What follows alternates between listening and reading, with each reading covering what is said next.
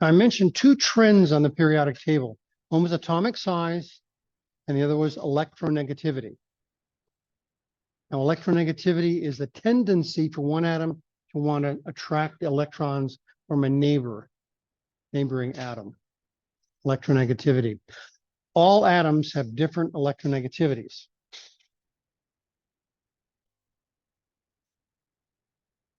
We look at this graph of electronegativity. Notice fluorine, top right, is got the highest. As we go down to the bottom left, it decreases. Okay, so maximum is top right, minimum is bottom left.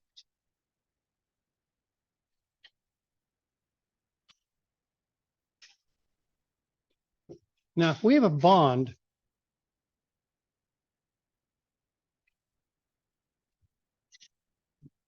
we have a carbon-hydrogen bond, and that is being shared. It's covalent bond, so it's being shared. We can tell how equally or not equally those electrons are being shared between the carbon and hydrogen by looking at the electronegativity. So if we look at I'm going to abbreviate electronegativity as EN, electronegativity.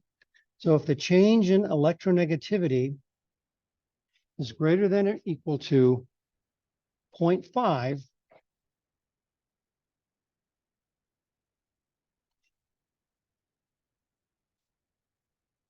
it's considered a polar bond. Polar bond means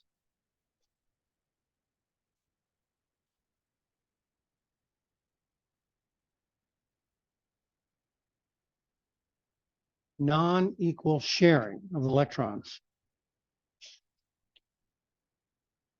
So if we look at okay, let's look at carbon. Carbon is what, 2.5. Hydrogen is 2.1.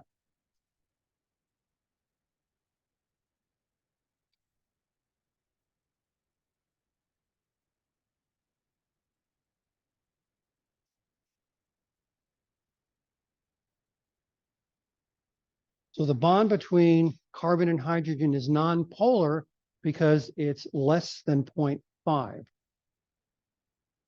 But it's close though.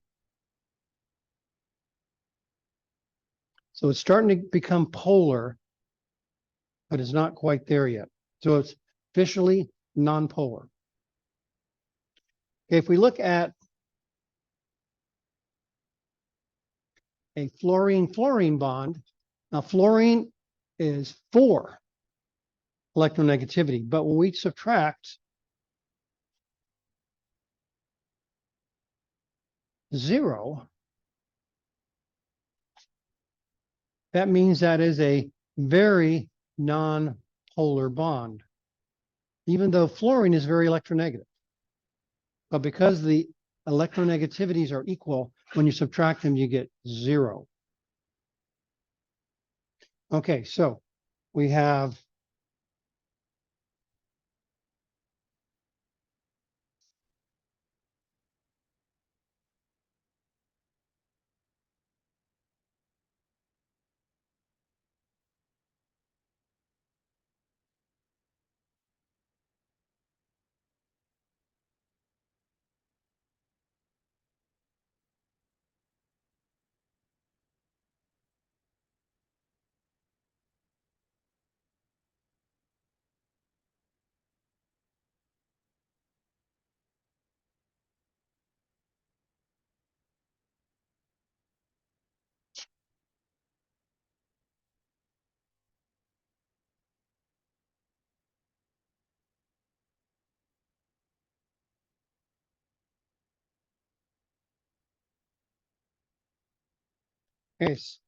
we have one more kind of covalent bond that's out of the scope of this class. It's called a coordinate covalent. But basically, we've got a pure covalent. That means the change in electronegativity between the two atoms bonding is 0, like fluorine to fluorine, oxygen to oxygen, nitrogen to nitrogen. hydrogen, all those are very, very nonpolar. Most things are polar covalent. In other words, where it's greater than 0.5. And then you've got that gray area between 0 and 0.5, which are considered nonpolar. But the closer you get to 0.5, the more polar it becomes. And then ionic is greater than 2.1.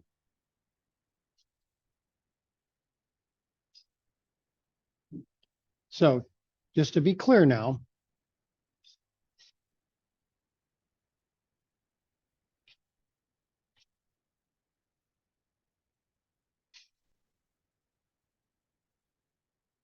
covalent bond shares electrons.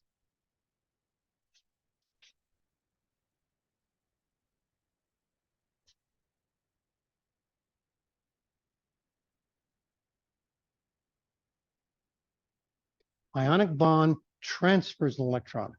Well, an ionic bond, the difference in electron negativity is so great that the one atom actually takes electron from that neighbor rather than shares it. So you've got a continuum starting at 0.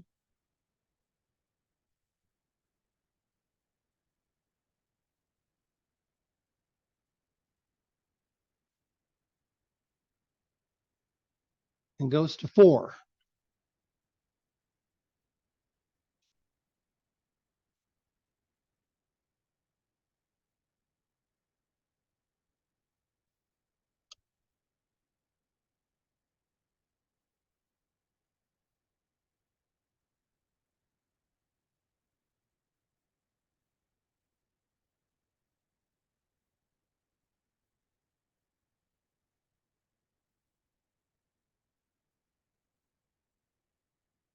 So at 0, it's a pure covalent.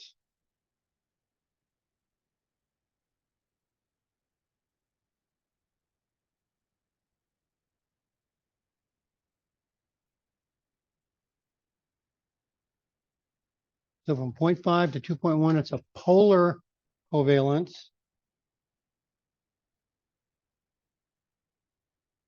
And out here, it's an ionic bond. But it's a continuum.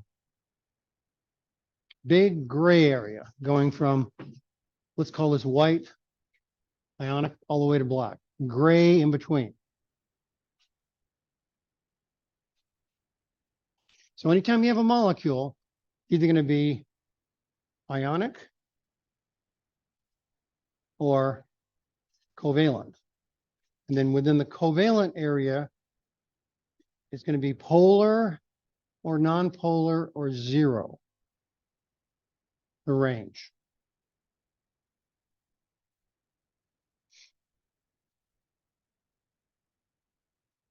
So that's as far as bonding goes. So let's look at a molecule now.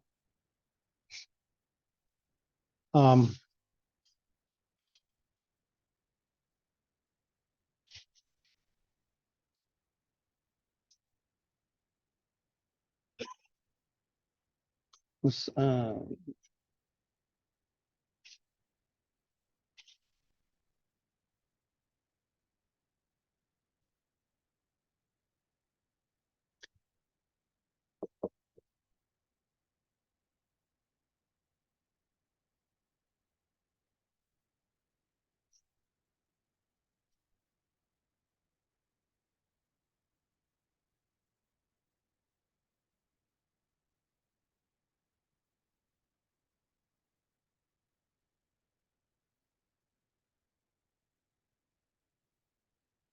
okay, polarity is expressed as a vector. Who's heard of a vector?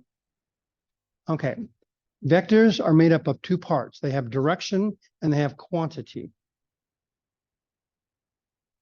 Directional part is the big deal now.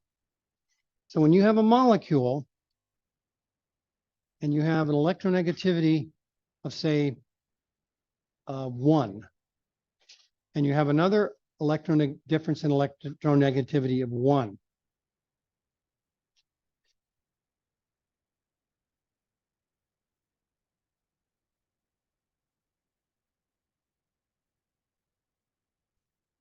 Then we have that fictional molecule, CF. Okay, so the CF bond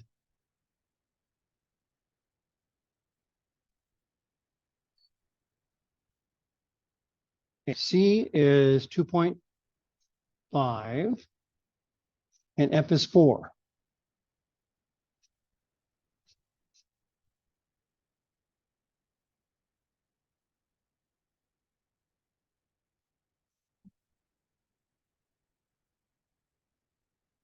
So we have 1.5. So that's a very polar covalent bond, very polar. Now, that 1.5 is a vector. So it's got direction and quantity. The quantity is 1.5. And the direction is going from the one with the least amount of electronegativity to the one with the most. Okay.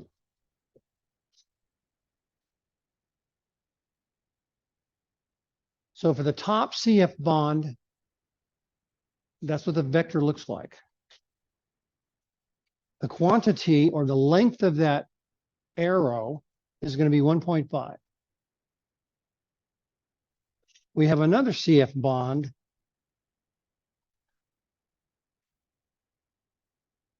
going that way with 1.5. Now the deal is those interact. Each bond is not isolated. They interact with one another. So those two vectors are going to interact. So we're going to end up with a net vector.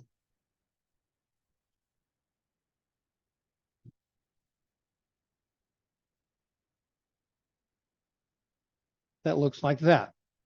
So in other words, this would be the net. So we're combining then to get that.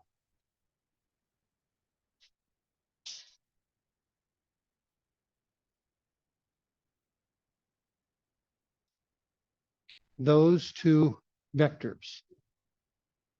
So this vector plus this vector yields this vector. Okay. Now, those of you who raised your hand for vectors, where did you have it from? From physics? Remember in physics, you broke down the vector directions into X, Y, and Z.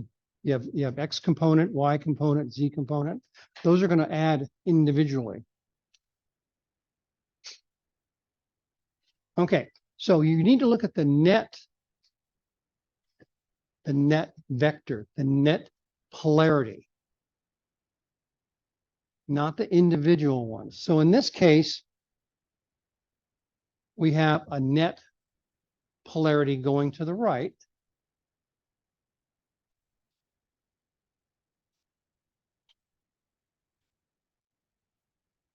Now to contrast that, if you look at carbon dioxide, that's what carbon dioxide Lewis structure looks like.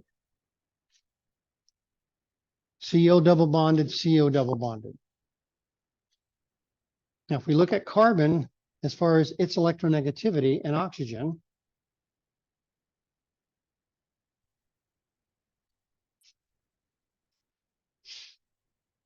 oxygen's 3,5, carbon's 2,5.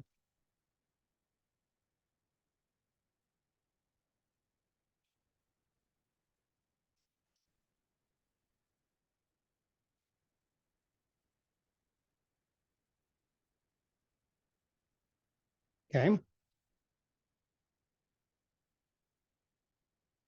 So we need to put in a polarity vector. The oxygen is more electronegative than the carbon.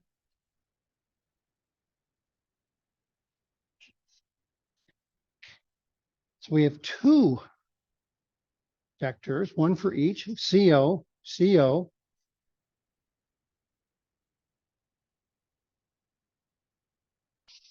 But in this case, the vectors are opposite one another.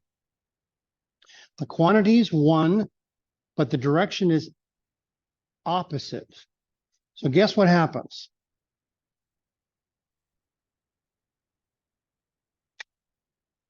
They cancel each other out.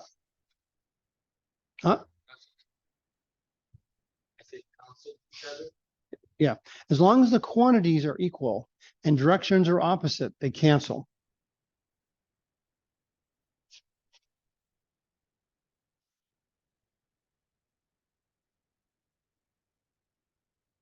So our net in this case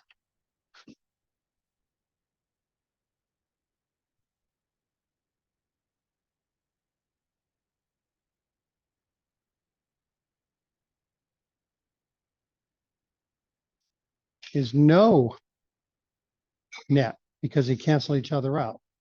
Hence, carbon dioxide is nonpolar. The point of this is you have to take all of the bonds collectively and look at all their directions and see where the overall net is for the whole molecule. Frequently, they won't cancel, but sometimes they do. It all has to do with the delta electronegativity.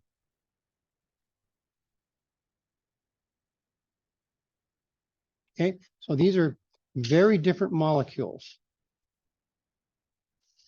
In the case of CFCF, it's a very polar molecule.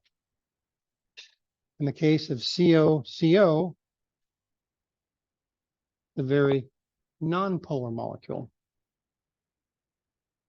So you've got a couple things going on. You have the individual bond electronegativity vector. Then you have the sum of all of them together. You can have very, very strong polar bonds, but if they cancel each other out, they net 0. Think of like a tug of war on a rope. You have two big giant guys, very strong, but if they're equal strength, the rope is not going to move. But if you have a really strong guy and a very weak guy, the rope is going to move because the strong guy is going to overcome the weak guy in terms of polarity. Okay, so that's what I wanted to talk about as far as bonds go. Major types: ionic, extreme polarity, so much so that the electron actually is transferred from one to the other. So we end up with an ionic molecule, like sodium chloride. Sodium chloride is very ionic, hence its differences in polarity are going to be very great, over 2.1. All right, so that's what I wanted to say about bonding. So your book gives you lots of examples of that. You know, we're looking at, for example, chlorine, electronegativity. Each of them is the same, so we net 0. Sodium chloride, notice the net electronegativity is 2.1, hence it's ionic.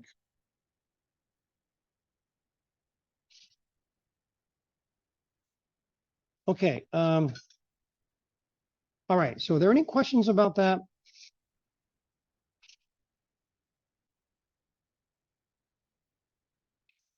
So I want you to have a feel for this bonding idea. Number one, difference between ionic and covalent. Ionic, the electrons are transferred. Covalent, they're shared. What makes a polar covalent versus a pure covalent, the difference is the difference in the electronegativities. That's what makes the difference. And also, the polarity is a vector, meaning it has quantity and direction. All right. Any questions about that?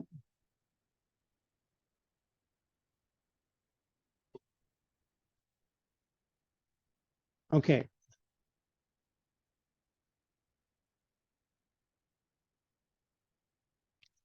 What we're going to talk about now is going to be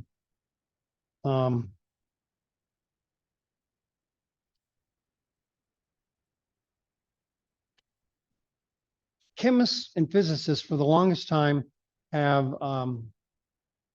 since Niels Bohr, have started to categorize and log the difference in all electrons. Each one is going to be behave differently. Each one's going to be located in relation to the nucleus in a different place. And they have a way of defining that. That's called electron configuration. Now, when you go into 1A or 2A, they're going to expect you to know the basics of this. And that's all we're going to cover in here, because this gets very wild.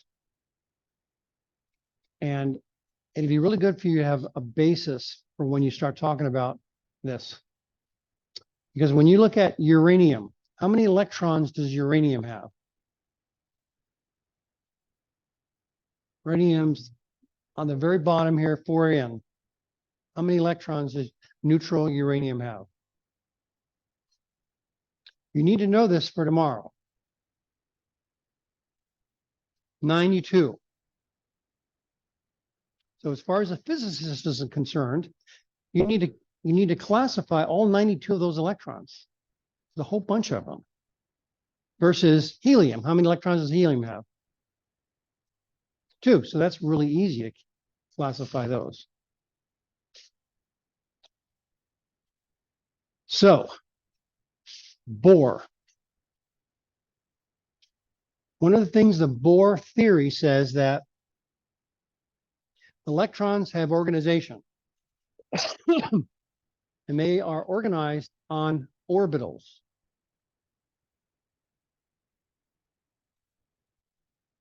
The closer to the nucleus, the more stable the orbits are, just because opposites attract. The nucleus has protons in it, the electrons have positive protons, and the electrons are negatively charged, so they attract one another. So the innermost orbital are going to be more positive in terms of potential energy, more stable than the outer ones.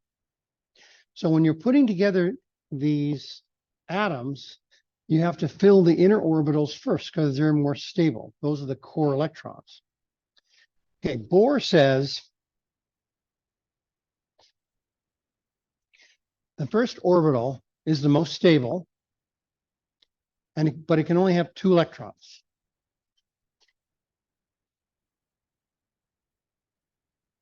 The electrons are required to stay in that orbit. They're not allowed to go off that orbit. Off that orbit is nothing. On the orbit is the only place those electrons can be. Okay, what if you have more than 2 electrons? Well, there's the next orbital out.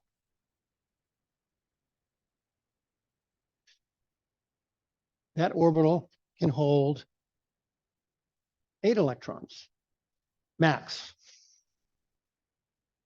Well, what if you have more than 10 electrons? Because right now, if we have 10 electrons, for example, we look at neon, neon's got 10 electrons, neutral neon. So if we were to draw a Bohr diagram for neon, we would have, this is what it would look like. We'd have 2 electrons in the innermost one, 8 electrons in the outermost one. Okay, and this bills out. Okay. Bohr said there were 7 orbitals. And as of today, there are 7. And we have found that we've all the way to 118, we've been able to make those. We haven't been able to make anything bigger than that.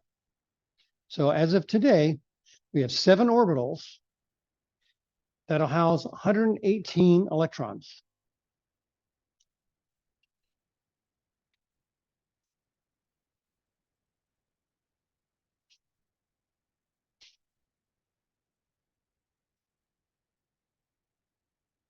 The next one out holds 18 electrons.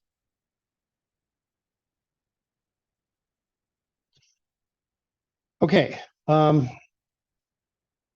when we leave Bohr's theory and in quantum mechanics, well, quantum mechanics subdivides these orbitals. Is mathematically having one orbital at position 2, second one out, doesn't add up mathematically. So quantum mechanics says, well, let's subdivide the second orbital into 2 orbitals, kind of like Saturn. It's still level 2,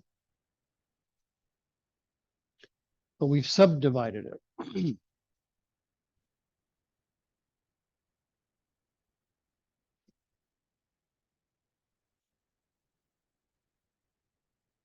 And we've also subdivided the distribution of electrons on level 2 into 2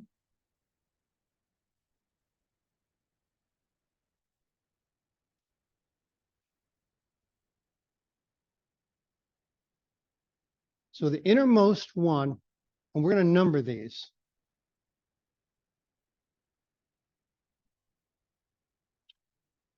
I'm going to call these shells, 1, 2, and 3. We go up to 7, though.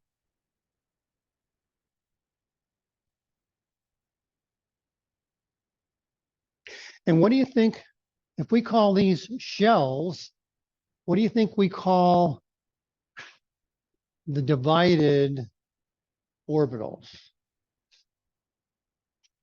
Subshells.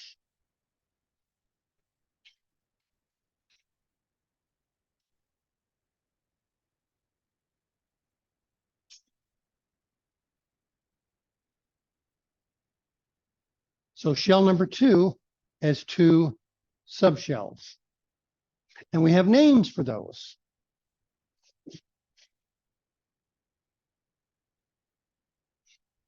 S and P.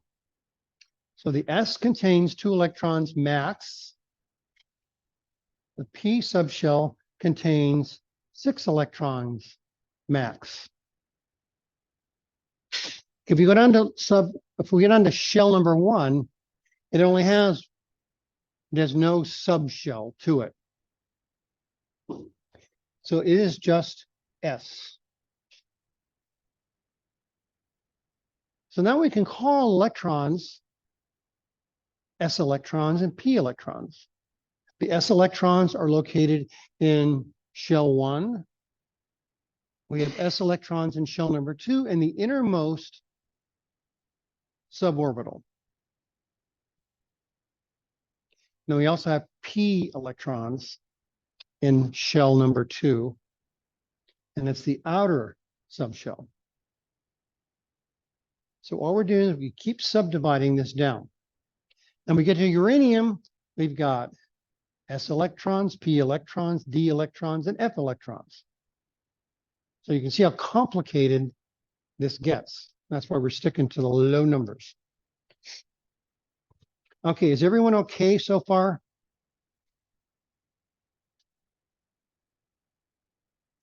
We're just looking at Bohr. We're getting a little more advanced from Bohr. The quantum mechanical model is what we're getting into. All right. Shell number 3. Shell number 3 has 3 subshells.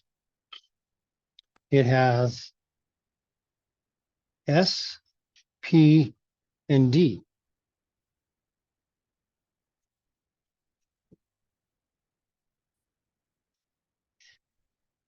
The S orbital can hold 2, just like before. The P can hold 6, and then D can hold 10.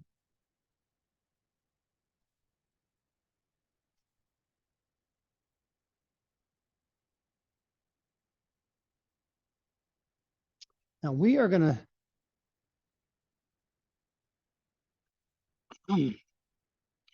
let's see how we're going to do a little bit of shell 4 because there's an anomaly. And it has to do with an orbital overlap. That's the anomaly. So we're not going to go any more than that, though. Okay, so let's see now here.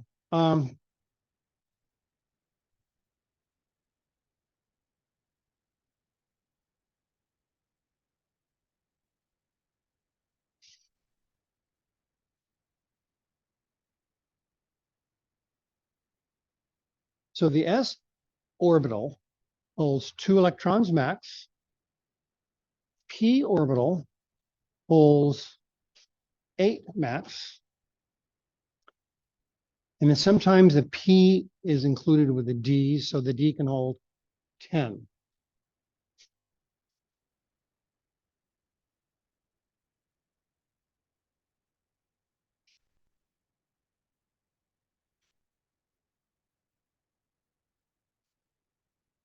And that's where the anomaly comes in right here.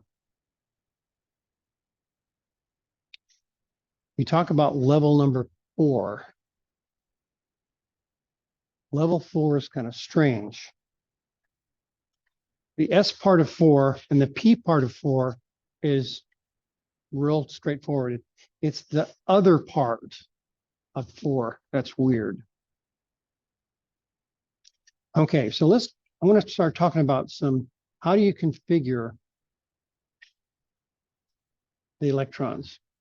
Now we're going to account for all the electrons, every single one of them.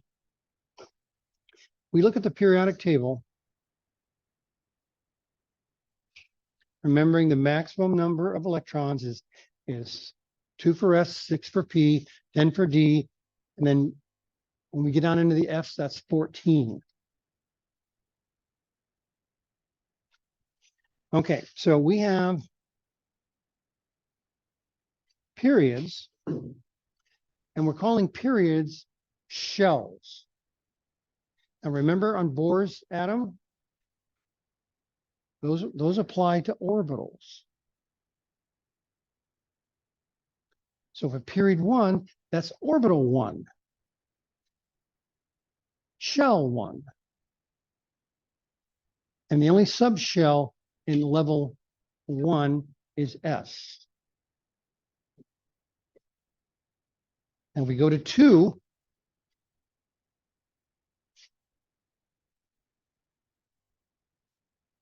that's shell 2. It's composed of 2 subshells, S and P. If an atom has, let's say, 6 electrons, how would we disperse those? Okay, of the 6, we have to fill up orbitals on that atom. Well, let's start filling them up. What's the most stable orbit? Which one?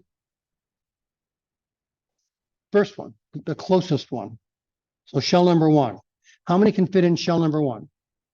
2. And we have 6 electrons. We have 4 left. So in that inner circle,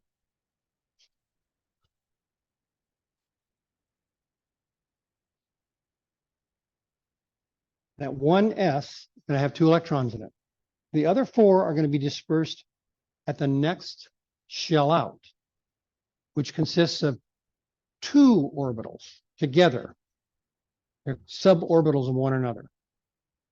Of the 2, the S's are more stable than the P's.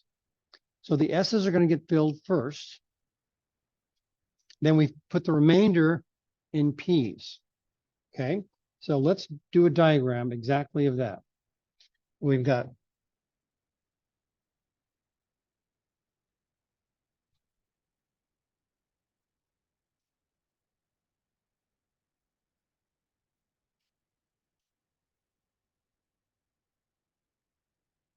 so shell number 1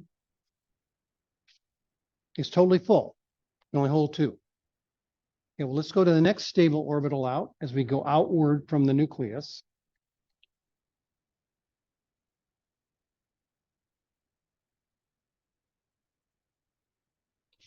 That's going to be shell 2, and that'll only hold 2 electrons. Now, Bohr said in level 2, shell number 2, we can have S and P. So we have really close to that 2s, we have a 2p subshell. And how many electrons are left over?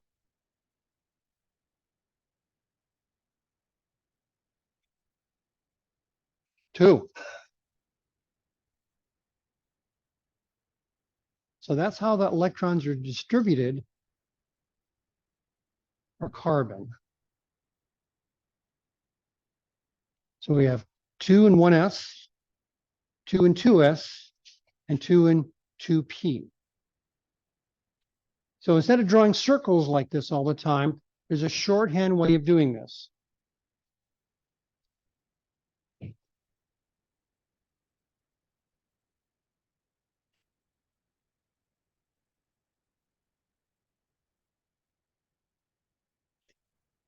Okay, so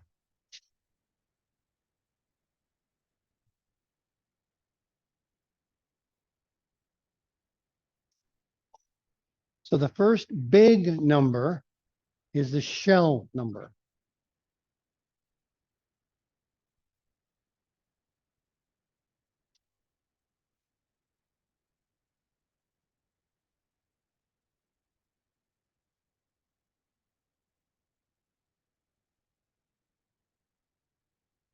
The SPDF is the subshell designation.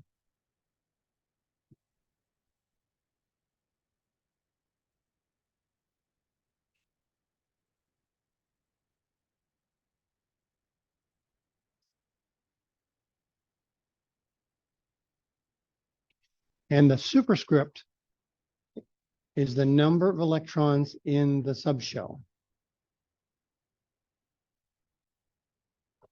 So the electronic configuration for carbon is 1s2, 2s2, 2p2.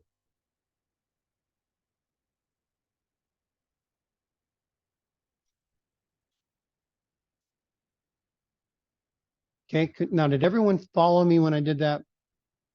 Is there anyone in here who's had this before? Does that make sense? Bring back fond memories. How far did you get? Did you get into like doing one for uranium or anything like that?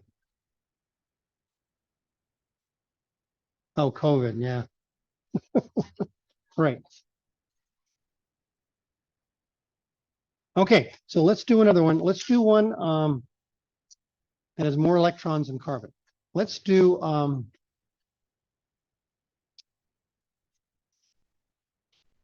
sulfur. How many electrons does neutral sulfur have? 16.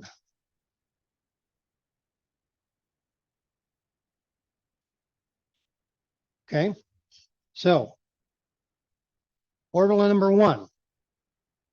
What is the subshell designation for orbital number 1?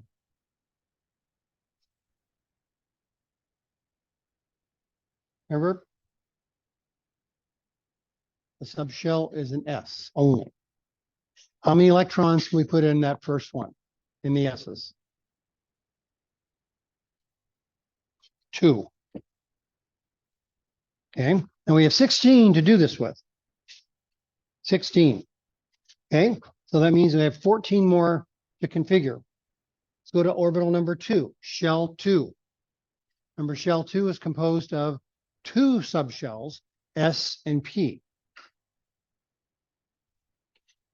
All S's, only put 2 in.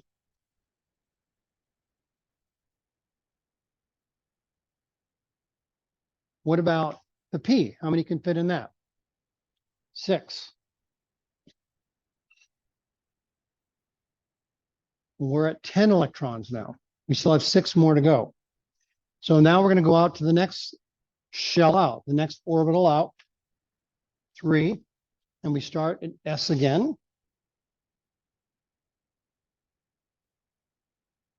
So how many electrons is that? We have 12 now. We're adding up all the superscripts. And it means we have 4 more electrons. And those are going to go into the P's.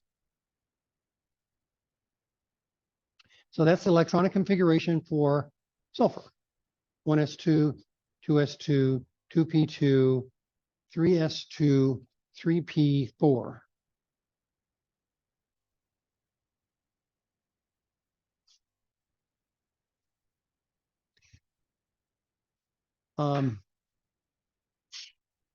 Bless you. How about aluminum? Oops. How about aluminum?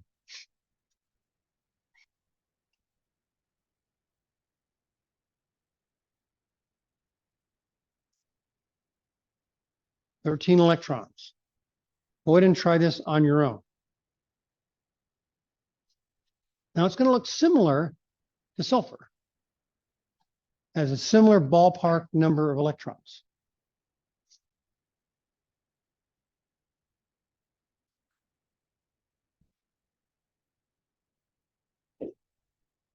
This making sense? Have you had this before? No.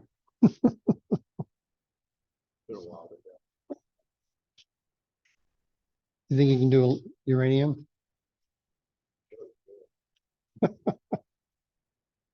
There's a shorthand way of doing that. So you have the noble gas, the nearest noble gas. So uranium is complicated, but yeah, yeah. Yeah, S is spherical, P's are along the X, Y, and Z axis. And you have the D's, which are along the axes in between the X, Y. And you have a donut shaped one. With all these, then F's are even, each time you go up, the orbitals are fitting in between. Yeah, so. We always have models, but I can't find the models. And then you can actually see them as opposed to. Yeah, see it. Yeah, so. But we're not going to go very high in here. I don't want to go above 4. You know how, remember the D's, they go down 1 and F's go down 2. Oh, wait. I want to do a little D's, but not very many. Okay, how are we doing?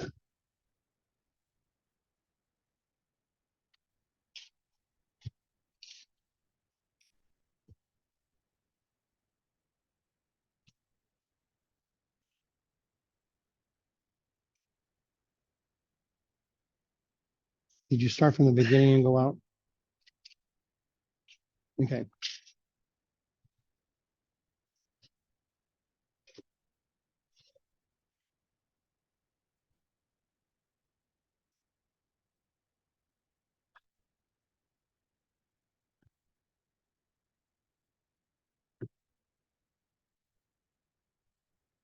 Yeah. This making sense? With this, what do you, have you had this before? Like sophomore year. Oh, yeah. Did you go all the way up to uranium? Yeah. This is making sense. Yeah, I know, I'll get there. I missed obviously first time, so. I know. From what I-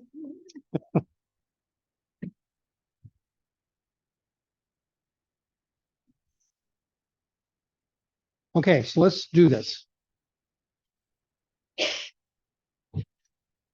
Okay, so we're just going to start from the left, go to the right. Left, go to the right. Which in Bohr's terms, we're starting in the middle and going outward. So we have 1s2, takes care of 2 of them. 4, 10, we have 3 more to go. 12, 13.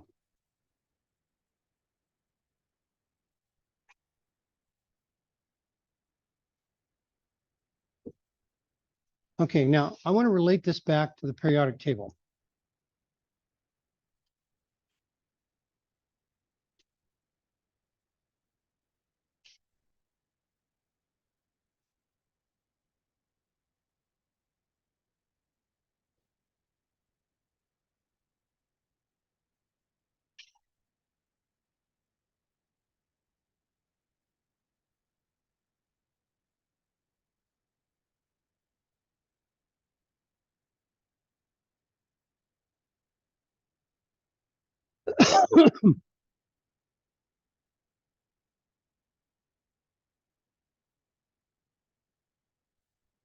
Okay, so in the periodic table,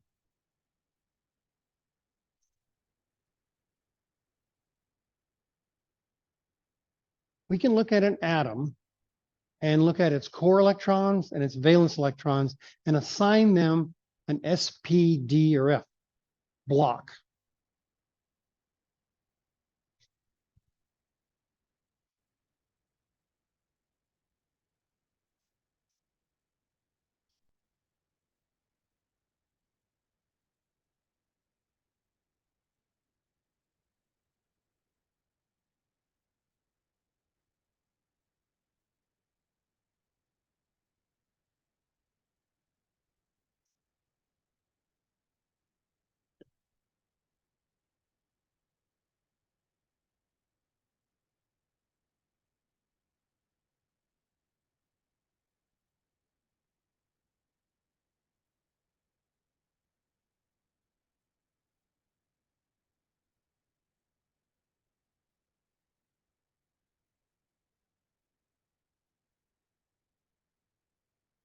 Okay, so anything that appears in group 1 or 2, the valence electrons are S electrons.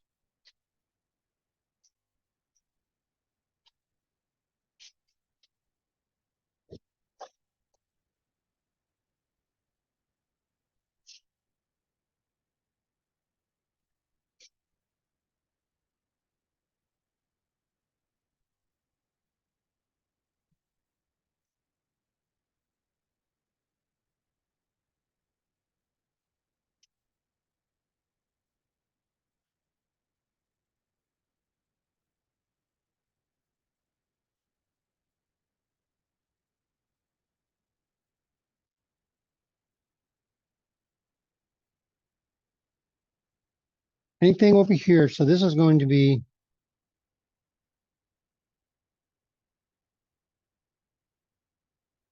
notice helium is an S, it's in red. So anything in blue is going to be, valence electrons are going to be considered P electrons.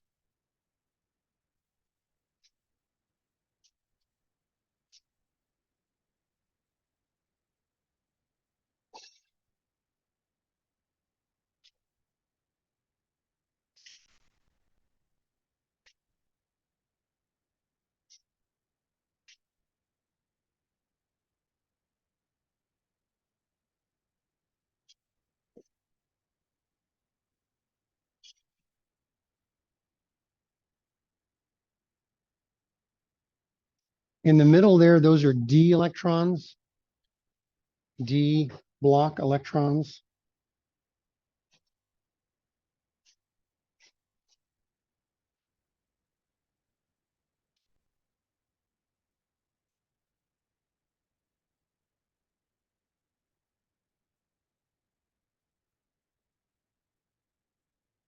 And then lastly,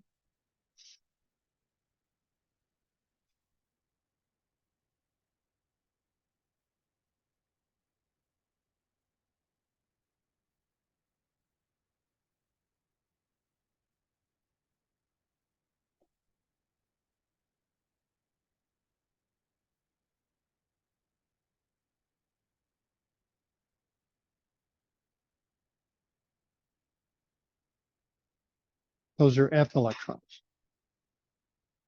Now these are valence electrons we're talking about here. So you can look over, look at phosphorus. underneath nitrogen there. So its valence electrons are P's. It's also got some S's there. So remember, valence electrons are the lowest row. So for phosphorus, that's shell number 3, and it has 1, 2, 3, 4, 5. We count over. So that's 5 valence electrons. 2 of them are S electrons. 3 of them are P electrons. As you just go across. Okay, so as we're going across on row 3, we pass by the S block, and we get into the P block. So that means the valence electrons are S's and P's.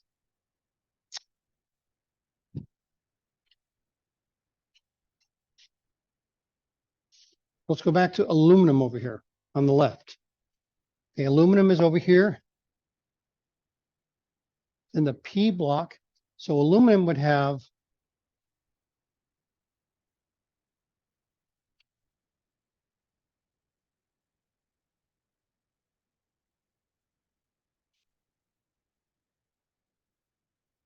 S and P electrons in its valence. And have 2 S's and 1 P. Looking at sulfur here.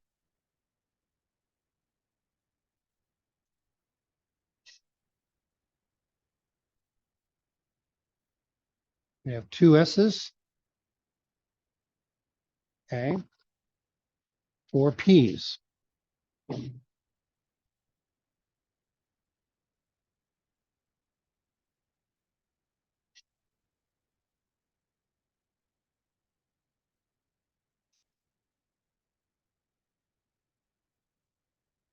Now, getting away from Bohr into quantum mechanics.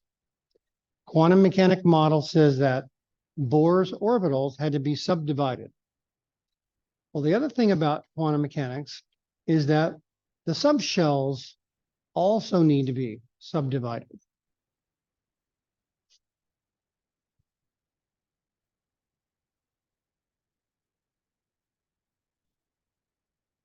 So if we look at, let's start with P.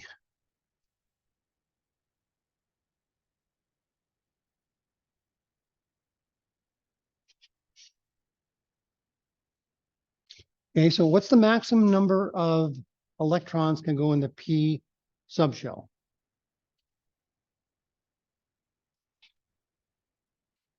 How many? 6. Right? Okay, quantum mechanics says 6 is too many. So what quantum mechanics says is we're going to subdivide that P into 3 orbitals.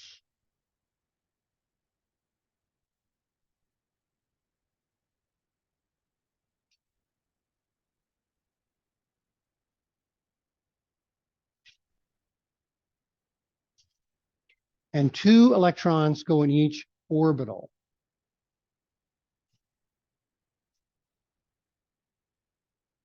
So now we've taken P's because there's 6. Quantum mechanics likes 2 electrons per orbital. Well, 6 divided by 2 is 3. So P orbitals, there are 3 of them. So the P's are subdivided into 3. How many do you think the S's are subdivided? How many orbitals would that have? 2 divided by 2 is, so the S's have 1 orbital.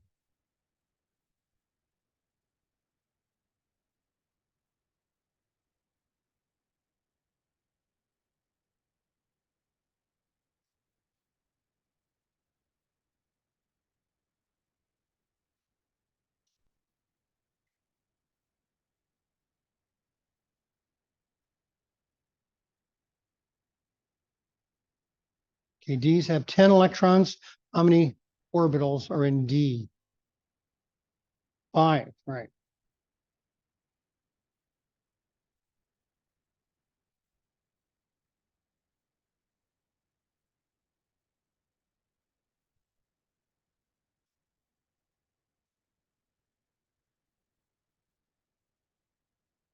And then quantum mechanics again says, well, we have to distinguish between the 2 electrons in the orbital. They're not equal. Now, electrons have a magnetic component to it. So we'll refer to that as spin. When we say spin, though, it's really just like a magnet, spin. So we have 2 spin directions. That's how we differentiate within the orbital the 2 electrons. And the way we designate the spin is with an up and down arrow.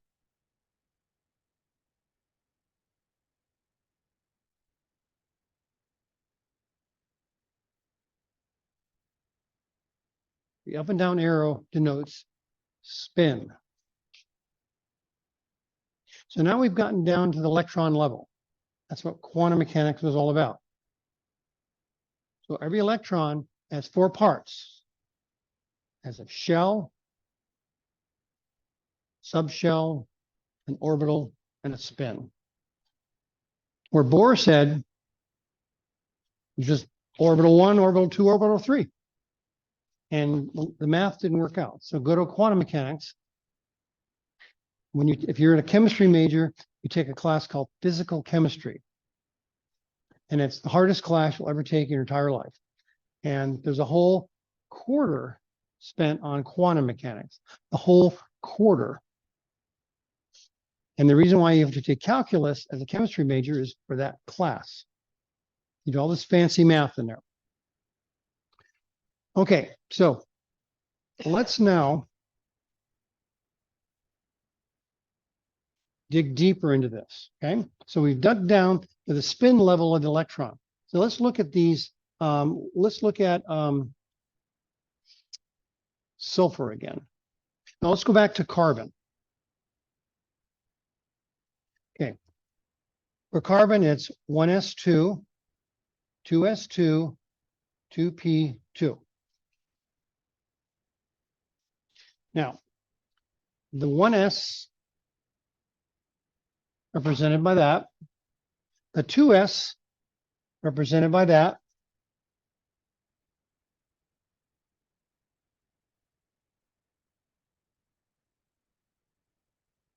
two p's represented like that. So that now we're at the orbital level, which is below the subshell. Okay, so let's fill in the electrons now. Remember, electrons have a spin component. Now we can put 2 electrons in the s orbitals, but they can't be the same spin direction. If you take 2 magnets, there's a way magnets like to go together, and there's a way that magnets don't like to go together. When you get north to north, they repel. So the most stable way is to go north-south, north-south. That's what the spin designates. Okay, we're having north-south, north-south. That's why the spin directions have to be different. Okay, same thing with the S over here. Now we have 2 electrons in the p's. So there's 2 ways we can fill the p's.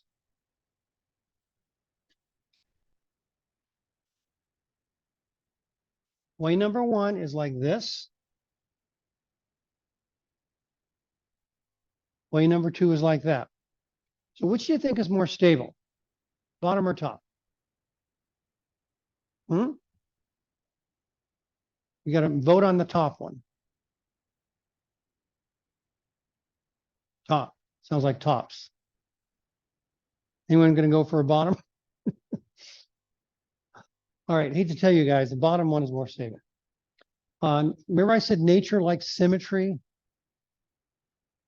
Okay, one thing about electron. It's got a spin. It's got a magnetic component. So the bottom one spreads it out more. So the bottom one is more stable. So basically, and there's a rule, it's called the Hofbauer principle and blah, blah, blah. The basic deal is we want to spread those electrons out before we pair them up. So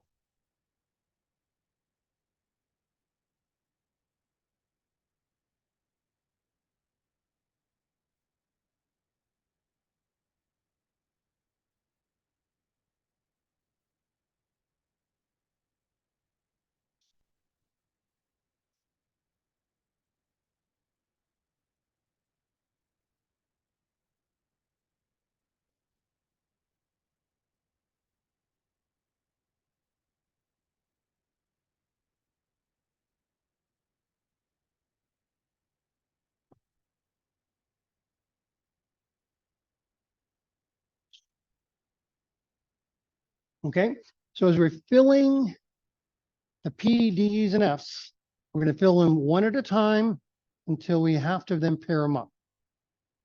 That's the most stable configuration. So this is what copper looks like at the most detailed level of electronic configuration. We have two here, paired up,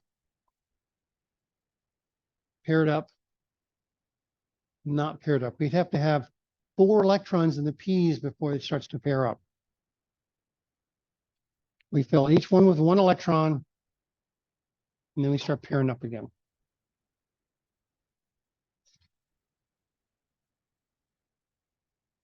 Okay, we have enough time for one of these for you guys to do on your own. Let's try doing oxygen. Okay, so do oxygen on your own. Well, oxygen has 8 electrons.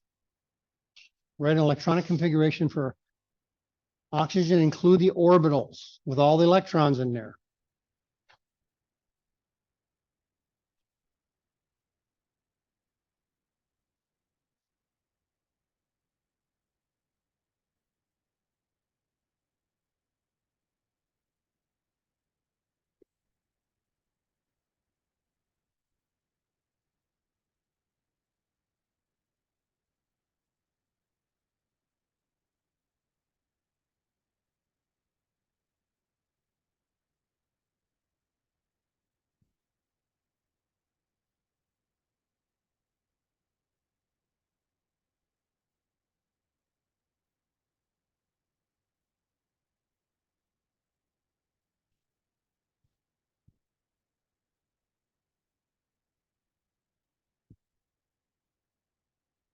Claudio?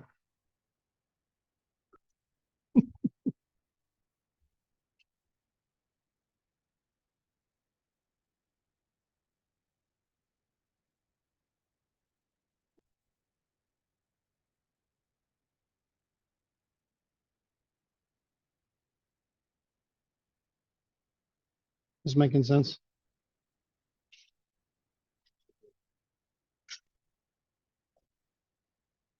Yeah, normally, yes, but normally for protocol, when I start on the left, go to the right.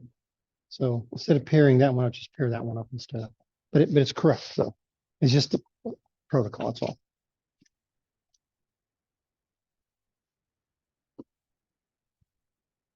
This makes sense? Yep, good.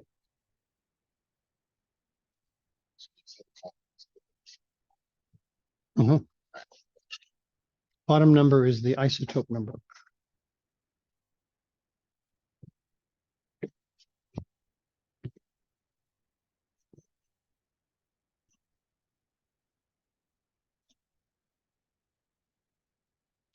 Okay, P's only have 3, not 4. Here, right here, only has 3. So put 3 circles down. Okay, now fill in 4 electrons in there.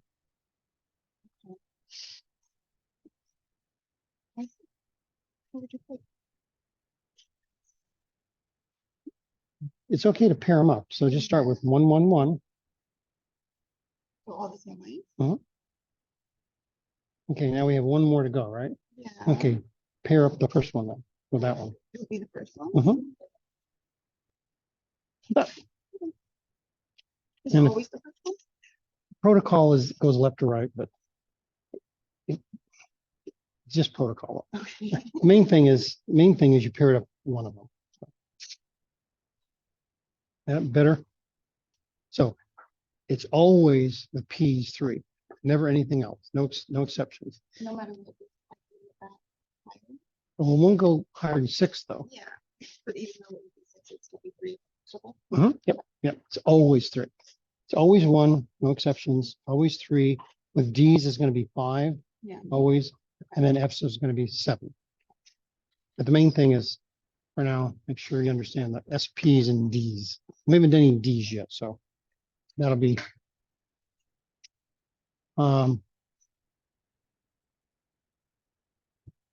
for.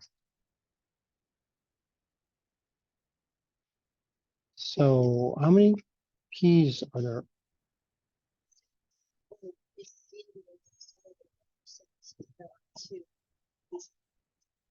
This is carbon, by the way. Okay, I see. I see. I didn't add it. Yeah, this should be 4. Yeah. Got it. So you're going to spread the 4 over the 3. So it's going to 1, 1, 1 paired. Ah. That makes sense? That makes Yeah. sense. Yeah. I just, I got 6, 8. So that's fine. All right, everyone. That's it for today.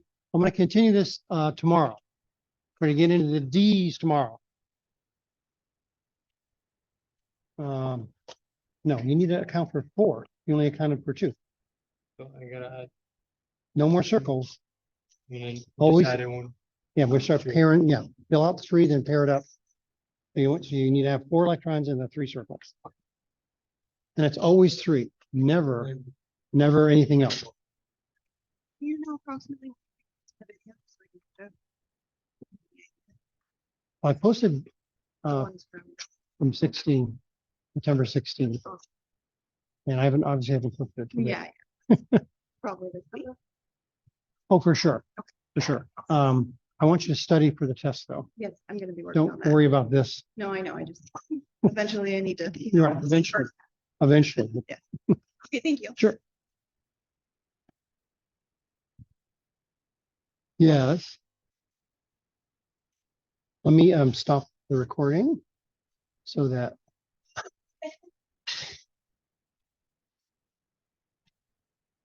Do you have a question about that? Okay, then we stop it a different way then here.